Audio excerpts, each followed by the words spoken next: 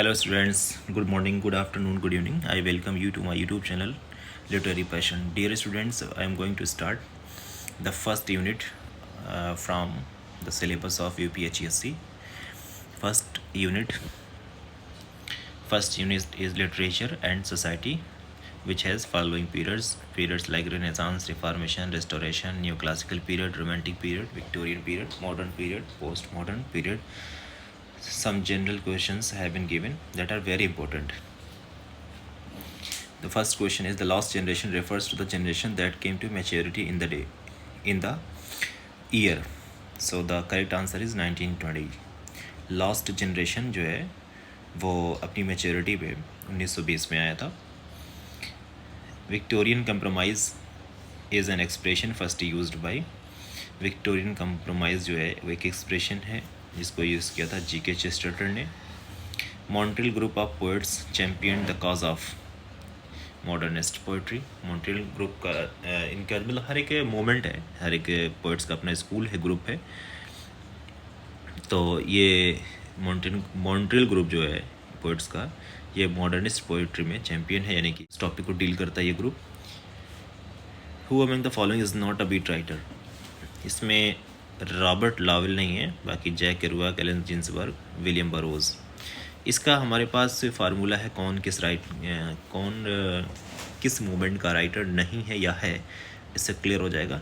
तो मैं इस बुक से जो वीडियो बना रहा हूँ ताकि ये तो क्वेश्चन आपके मन में होना चाहिए, और जो मेरे पास ट्रिकी सॉल्यूशंस हैं वो भी आपको मिल जाएंगे. The Oxford English dictionary was published in 12 volumes with its current title in the year 1933. ठीक है, 1933 में ये जो करंट टाइटल है उसका इस रूप में पब्लिश हुआ था. 9 Oxford English dictionary. Eminent Victorians 1918 was authored bye, ये है लिटन स्ट्रेची. एमिनेंट विक्टोरियंस जो है किसने लिखा है? लिटन स्ट्रेची ने लिखा है. Lytton Strachey develop the idea of eminent Victorians in 1912, यानी कि एमिनेंट विक्टोरियंस के आइडिया को लिटन स्ट्रेची ने 1912 में डेवलप किया था. In the romantic period which author developed a new novelistic language to express the working of the mind in flux. यानी हमारे माइंड के फ्लक्स में जो एक अलग तरह की जो नॉवेलिस्टिक लैंग्वेज को डेवलप किया था रोमांटिक पीरियड में, वो ऑथर कौन था? तो वो है जैन ऑस्टेन, जो कि प्राइड एंड प्रेजुडिस से ही वो जो इसमें दिया गया ना, novelistic language to express the working of the mind in a flux. तो इसका एक्सप्रेशन जो मिलेगा वो मिलेगा प्राइड एंड प्रेजुडिस में. England and America are the countries divided by common language. ये कहा था बर्नार्ड शॉ ने कि इंग्लैंड अमेरिका ऐसी कंट्रीज़ हैं जिनकी जो एक ही कॉमन लैंग्वेज है, मतलब इंग्लिश, जो कि अमेरिका में भी चलती है और इंग्लैंड में भी. The Victorian age in literature is written by G.K. Chesterton ने लिखा है ये. Which of the following novels is considered a rewriting of Conrad's heart of darkness. तो ऐसा कौन सा नावल है जो जोसेफ कॉनरेड ने जो हार्ट ऑफ डार्कनेस लिखा था उसकी रीराइटिंग, मतलब उसका एक कॉपी कह सकते हैं, वो है थिंग्स वाला part. The Caroline age marks the year 1625 से 1649 तक ये कैरोलिन एज है. इस देखिए एलिजाबेथन पीरियड है, वो 4 सब सेक्शंस में डिवाइडेड है, उनमें से कैरोलिन एज भी आता है. ठीक है. Who is known as the father of English prose, यानी कि इंग्लिश प्रोज के फादर कौन है? तो ये तीनों माने जाएंगे. ये इसका मतलब all of the above option सही माना जाएगा. Who is known as the morning star of reformation. तो मॉर्निंग स्टार ऑफ रिफॉर्मेशन किसे कहा जाता है? जॉन विक्लिफ को कहा जाता है. Caxton printing press was set up इन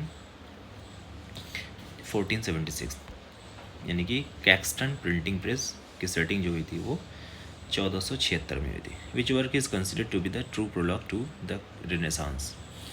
कौन सी रचना ऐसी है जिसको ट्रू द रिनेसांस कहा जाता है? तो थॉमस मोर का जो यूटोपिया है 1516 में लिखा गया था, इसको ट्रू प्रोलॉग टू रिनेसांस कहा जाता है. Who of the following is called the father of English criticism. तो इंग्लिश क्रिटिसिज्म का फादर किसे कहा जाता है? जॉन ड्राइडन को कहा जाता है. Who was appointed the latrine secretary during the Puritan government. Milton को आ जाता है। सारे क्वेश्चन आ चुके हैं एग्जाम में, all the questions have been given in the various examinations. Who called the 18th century our admirable and indispensable 18th century. किसने 18th century को कहा है हमारा सबसे तारीफ़ किया जाने वाला और कंपल्सरी 18th सेंचुरी मतलब 18वीं शताब्दी का है वो मैथ्यू आर्नोल्ड का। ये भी क्वेश्चन आ चुका है।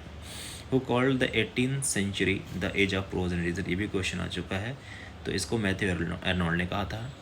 Who remark that all lectures of Shakespeare's comedies tend to become lectures of Shakespeare's women.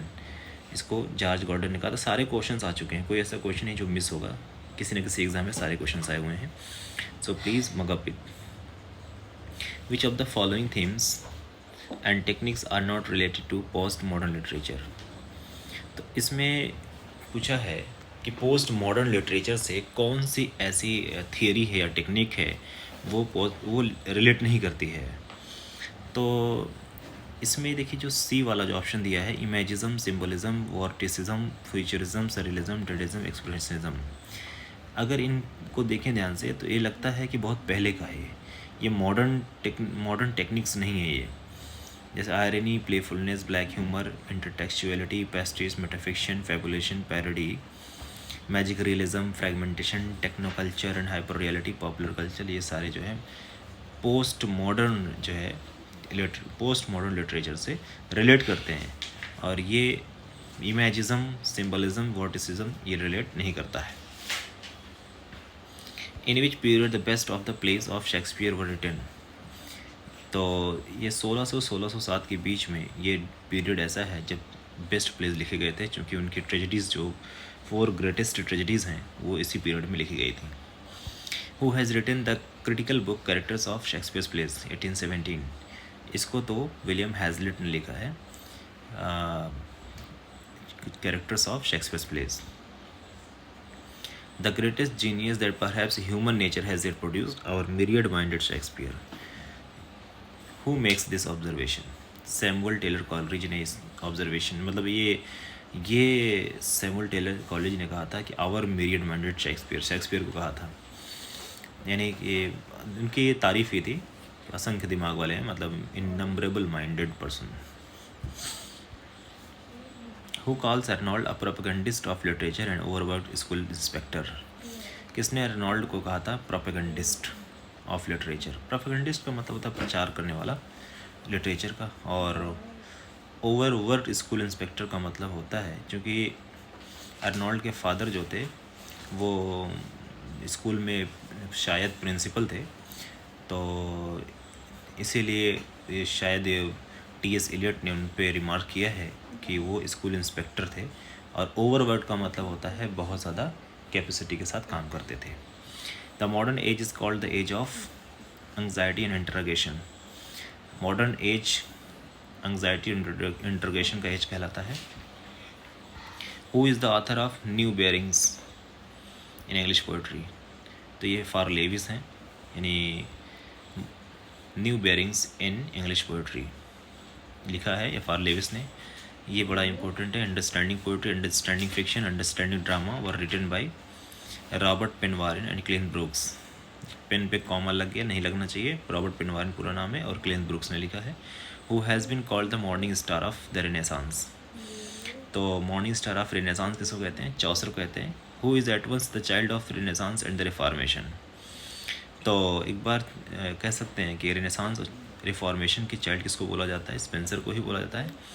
In his general attitude to literature Sidney क्या है? क्लासिसिस्ट हैं। Which of the following playwright is not associated with theatre of the absurd. तो theatre of the absurd से associated writer कौन नहीं है? यानी कि एंटोनियन अर्टॉड नहीं है। बाकी Samuel Beckett, Harold Pinter, Eugene Ionesco ये सारे थिएटर ऑफ द एब्सर्ड से रिलेट करते हैं। Who succeeded King Charles second in his attempt to exclude James from English throne. तो किंग चार्ल्स सेकंड को किसने सक्सीड किया था इंग्लिश सिंहासन से जेम्स को हटाने के लिए? तो इसका आंसर होगा Earl of Shaftesbury. The age of Dryden is called Augustan age. Dryden के एज को ऑगस्टन एज कहते हैं। New classical age is also called Augustan age, यानी ड्राइडन के एज या फिर ऑगस्टन एज या न्यू क्लासिकल एज सेम है। During Augustan age classicism came to be regarded as an essential quality of England literature. England के literature की जो essential quality थी ऑगस्टन एज में वो क्लासिसिज्म थी। The slogan follow nature can be applied to Augustans, यानी Augustans के लिए ये फॉलो नेचर जो फ्रेज है अप्लाई होता है। Shaftesbury was not prepare to accept James the Duke of York as the future King of England because he was a Catholic. चूँकि James Catholic था इसीलिए शाफ्टरबरी किसी भी सूरत में इसको या फ्यूचर का किंग बनाने को। Which of the following statement is correct? Shaftesbury was a Whig leader. Shaftesbury क्या था? वो विग का लीडर था। विग और टॉरी ये दोनों जो वो क्या थे, एक पार्टी का नाम था विग और Tory. The period followed by the middle age in Europe was the renaissance period. Middle period के बाद रिनेसांस पीरियड आता है। Where did the English renaissance, यहाँ बिगिन होना चाहिए, where did the English renaissance begin first, तो ये Italy में शुरू हुआ था।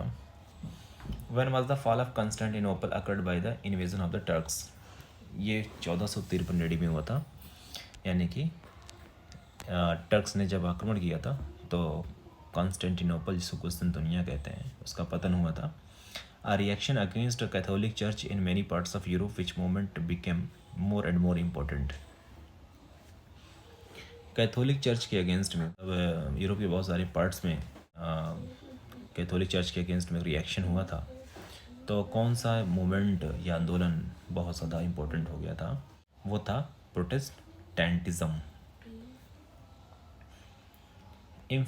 Emphasis on humanism, man's concern with himself as an object of contemplation was the chief characteristic of which period? तो ये होगा द रिनेसांस पीरियड। यानी कि ह्यूमनिज़म पर अगर हम जोर डाल के बात करें तो एक इंसान के सब खुद को लेकर के जो कंसर्न था, एक मैटर था, चिंता थी, वो कंटेम्पलेशन का या सोच विचार का एक ऑब्जेक्ट बन जाता है। और यह जो खासियत है वो किस मोमेंट की खासियत है, किस पीरियड की खासियत है, तो वो है रिनेसांस पीरियड की। The 3 important place on the Latin model were, तो वो 3 इम्पोर्टेंट प्लेस कौन से थे? तो ये राल्फ रॉयस्टर, गैम्बरगर्टन्स नीडल, गार्बुडक और Ferrex and Porrex. Hello students, who was an actor as well as writer of plays among the university wits. Hello students, good morning, good afternoon, good evening. I welcome you to my YouTube channel Literary Passion. Dear students, I am going to start the first unit from the syllabus of UPHSC. who introduced the blood unit element in drama. First unit is literature and society, which has following periods like Renaissance, Reformation, Restoration, Neoclassical period, Romantic period, Victorian period, Modern period, Postmodern period. Some general questions have been given that are very important. The first question is, the lost generation refers to the generation that came to maturity in the year. So the correct answer is 1920. Lost